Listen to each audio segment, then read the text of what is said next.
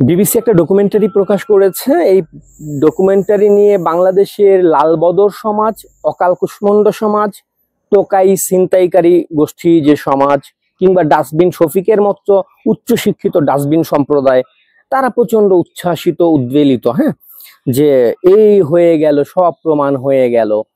তো বিবিসি বলেছে যে এই ডকুমেন্টারিটা তাদের অনুসন্ধানী প্রতিবেদন, তারা অনুসন্ধান করেছে।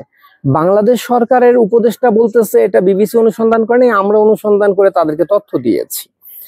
আবার বিবিসির এই অনুসন্ধানের মধ্যে যে হচ্ছে কি এটা রিপোর্টার যে যুক্ত বাংলাদেশের, আপনারা বিবিসি ডকুমেন্টারির ভেতরে নামগুলো দেখতে পাবেন, তারা প্রত্যেকের প্রোফাইলে গেলে দেখবেন তারা লাল বিপ্লবী, তারা শেখ হাসিনা ফাঁসির জন্য প্রত্যেকদিন মানে তাদের ফেসবুকেই ঘোষণা দিয়ে যাচ্ছে শেখ হাসিনা ফাঁসি চাই।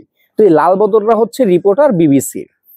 কিন্তু বিষয়টা সেটাও না, বিষয়টা হচ্ছে গিয়ে এই যে শেখ হাসিনার যে বক্তব্যটা বেরিয়েছে যে গুলি করবার নির্দেশ, হ্যাঁ শেখ হাসিনা গুলি করবার নির্দেশ দিয়েছে, কিন্তু অডিওটার পুরো ভার্সনটা কোথায়?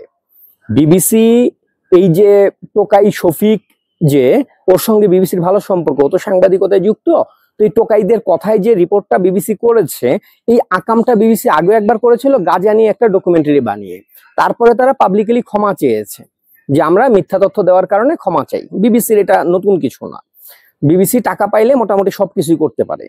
তো সেই জায়গা থেকেই টোকাই শফিকদের দেয়া তথ্যের ভিত্তিতে যেই অংশটুকু নিয়ে বিবিসি রিপোর্ট করেছে, বিবিসিকে সবাই চ্যালেঞ্জ করতেছে। বিবিসি বোধহয় মামলার মুখে পড়বে, বিবিসির নামে মামলা করবার জন্য উকিল নোটিশ দেওয়া হয়েছে বিবিসিকে, যে পুরো অডিও প্রকাশ করার জন্য।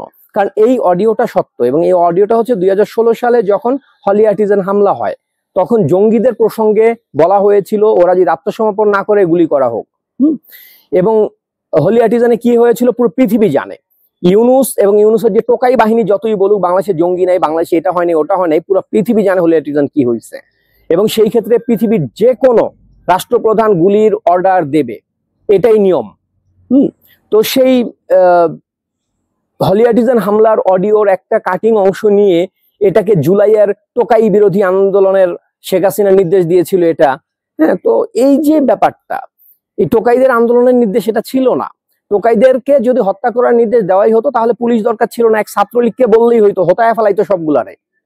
কিন্তু শেখ হাসিনা কোন রকম সংঘাত চায়নি, কোন ধরনের লাশ চায়নি, বিধায় সে সবাইকে বলছে ঘরে ফিরে যেতে। এবং ছাত্রলীগকে, যুবলীগকে আপনারা জানেন যে জুলাই শেষ দিকেই বলছে ঘরে ফিরে যেতে, যে এটা আইন শৃঙ্খলা বাহিনী দেখবে, তোমরা কেউ রাস্তায় নেই মোনা, সবাই ঘরে ফিরে গেছিল। শেখ হাসিনা হত্যাকাণ্ড চায় নাই। এখন ওই যে আমেরিকা ইউনুস একটা দিছিল, নিউজ করাইলো বাংলাদেশের টোকাই গণমাধ্যম দিয়া, যে ইউনুসের অনুরোধে ট্রাম্প শুল্ক মওকুফ করে দিয়েছে। এই নিউজে সয়লাভ করে ফেললো। এখন 35% ট্যাক্স ধার্য করা হয়েছে বাংলাদেশের উপর, আগের 15%। হ্যাঁ, তো এই জায়গা থেকে এই যে নিজেদের ব্যর্থতা, নিজেদের আকাম কুকাম, এই দিক দিয়ে মিয়ানমার থেকে অস্ত্র মানে বোঝাই হয়ে বাংলাদেশ অস্ত্র ঢুকতেছে, এইগুলো সবকিছু মিলে হিতাহিত জ্ঞান হারায় ফেলাইছে ইউনুস গ্যাং।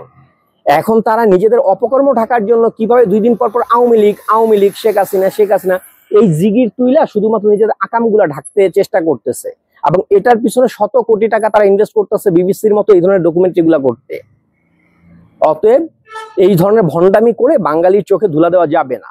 10 মাস বাঙালি বুঝে গেছে ইউনুস স্যার কত বড় আন্তর্জাতিক প্লেয়ার, পৃথিবীর যেই দেশে গেছে নেরিকুত্তার মতো লাভ খেয়ে এসেছে। তো এখন এই যে শেখ হাসিনার নামে বিবিসির যে ডকুমেন্টারিটা, অপেক্ষা করেন বিবিসি কান ধরে মাপ চেয়ে প্রকাশ্যে এটার জন্য।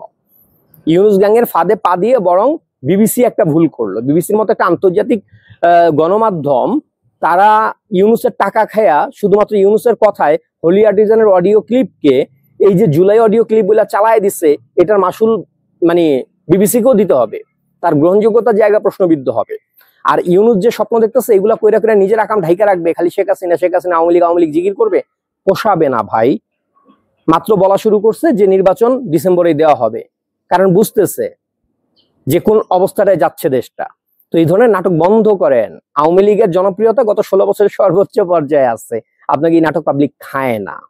ধন্যবাদ।